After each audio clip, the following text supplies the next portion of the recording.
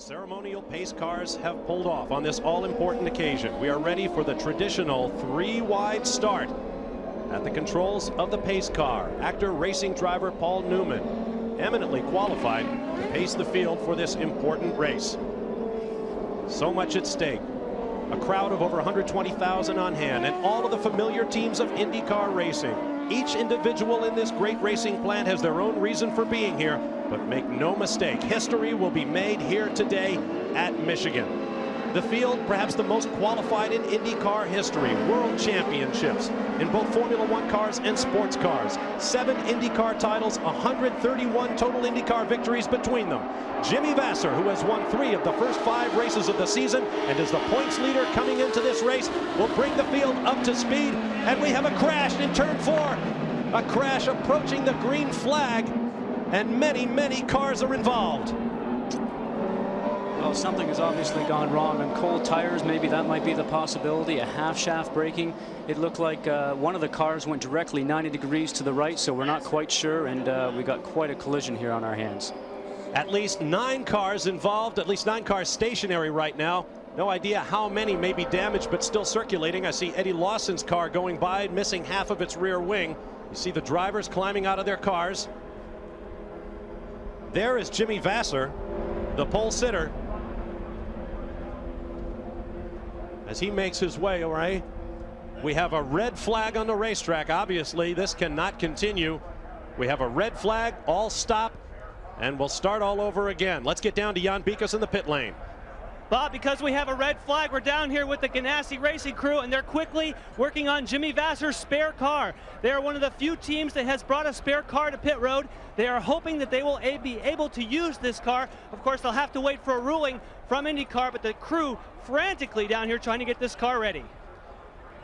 There is the scene from high overhead. Now we get word from the officials that backup cars will be eligible for the restart. On the left, Jimmy Vasser. On the right, Brian Herta, talking the whole situation over. They were 2 of the 3 cars on the front row, and the action began right up there on the front row. It appears that all the drivers are out of their cars. The safety crews are working on them. Let's take another look, Scott. Well, it looks like Jimmy Vasser on the pole position just turned right. Now, I would say something must have went wrong with the car, because if he got on the gas too soon on cold tires, usually the car would go to the inside like we've seen before numerous times, and this just turned right. So we're not quite sure why that is. So the guys are going evenly side by side, and a little bit of acceleration will come up here very shortly.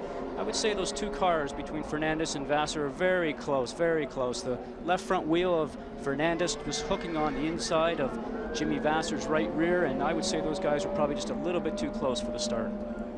Take another look and watch the action behind them as the second and third rows take evasive action. Vasser's car, the red one, spears up, touches Fernandez, collects Brian Herta.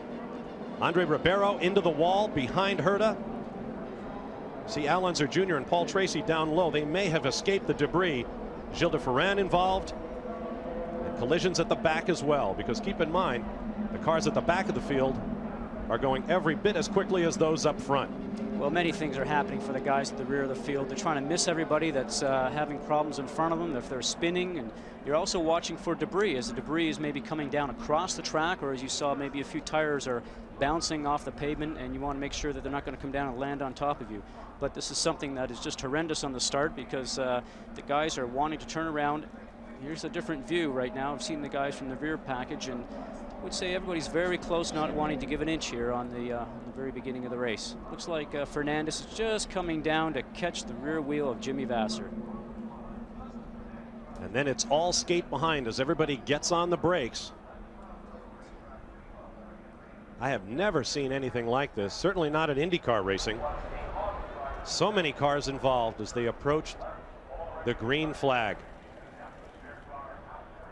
Literally half the field involved. Now you ride on board Vasser's car, looking to the rear. Let's watch and listen. Well, there you go. Jimmy, you could tell by the in-car camera, was not accelerating. It was even throttle, and obviously the 2 guys just touched wheels and off they went. And a melee ensued. There is Alex Zanardi, Jimmy Vasser's teammate, sitting in his car in the pit area. There you see some of the damage, the residue of a spectacular collision. We'll be right back live to Michigan. From high overhead with the help of our Honda Helicam. This is the battle for second place. The red car is Jimmy Vasser. The car on the right in black with the yellow nose is Andre Ribeiro, coming up on slower traffic. Now both those cars will be feeling a little bit of disturbed air from the car up in front. As we saw down the backstretch, Vasser getting just a little bit of a tow, as we see is happening here now, and he'll want to get a good clean run going high into turn 1. We have action down in turn 4. A car up against the wall. I believe that's Gary Bettenhausen, who made his return to this series for the first time since the Indy 500 in 1993, driving a 1994 Penske chassis with contemporary Mercedes-Benz V8 power. And as you can see, he has made hard contact with the right side. And did a great job, though, keeping it up on the high line, up against the wall, so he didn't catch any of the other oncoming traffic to come along and take him further out. Ironic that one of the great names in Indianapolis history is here at Michigan this weekend.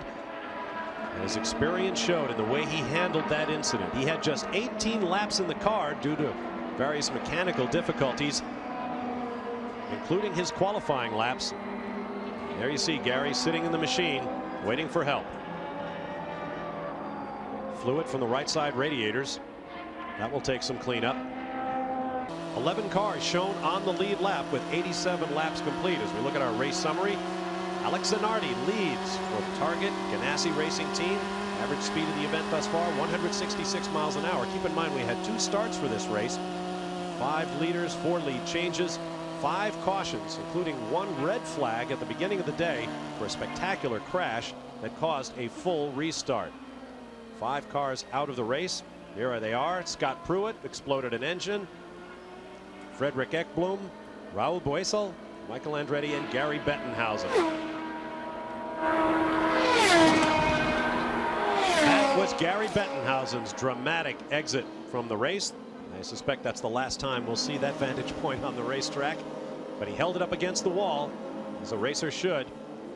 Marty Reed has more on Gary's situation. Parker very much a good thinker. Andre Ribeiro was running second, heading for the pits under green flag conditions. Yellow, yellow, yellow. And now the yellow comes out. So Ribeiro finds himself in an unusual position. I was about to say, I think that's the first green flag stop we were going to see from a leading car all day long, now that we're at the halfway point of this race. But the yellow has now come out and caught Ribeiro in the pits. There's Bobby Rahal. Rahal shown in 10th place. We have a safety vehicle out there. The report is that Bobby Rahal may have nudged the wall. I don't see any obvious damage to the car. There's Rahal slowing. He's being waved past the pace car. Well, we have confirmation that Bobby Rahal, the 3-time series champion, did touch the wall. No obvious suspension damage at the front. Doesn't look like it. You can get away with just a graze, as we saw a little bit earlier on. The key thing is that Ribeiro maybe didn't have the greatest timing. Everybody else is going to now start to pit, as we're just starting to enter the fuel window for all these guys out here.